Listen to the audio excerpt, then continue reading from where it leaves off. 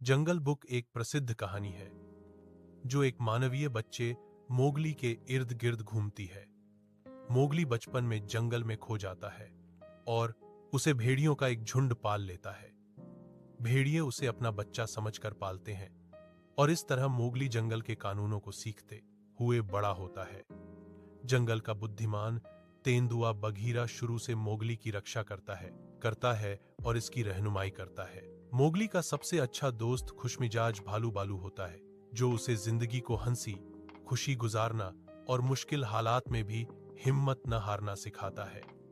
Mowgli जंगल के जानवरों के साथ खेलता, पेड़ों पर चढ़ता और आजाद जिंदगी गुजारता है, मगर जंगल में हर कोई उससे खुश नहीं होता। खतरनाक और जालिम शेर खान मोगली को अपना दुश्मन समझता है क्योंकि वह इंसानों से नफरत करता है।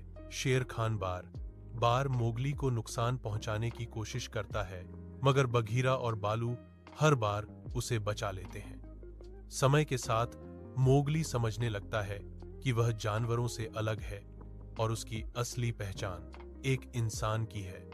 जंगल के बुजुर्ग जानवर उसे सलाह देते हैं कि उसकी सलामती इंसानों की बस्ती में जाने में है। आखिरकार बहुत सोचने के बाद मोगली इंसानों के गांव का रुख करता है। वह जंगल को छोड़ते हुए उदास जरूर होता है, मगर जानता है कि यह उसके भविष्य के लिए जरूरी है। मोगली जंगल में गुजारे दिनों और अपने जानवर दोस्तों को कभी नहीं भूलता।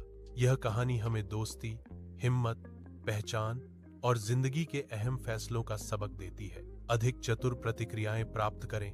फाइलें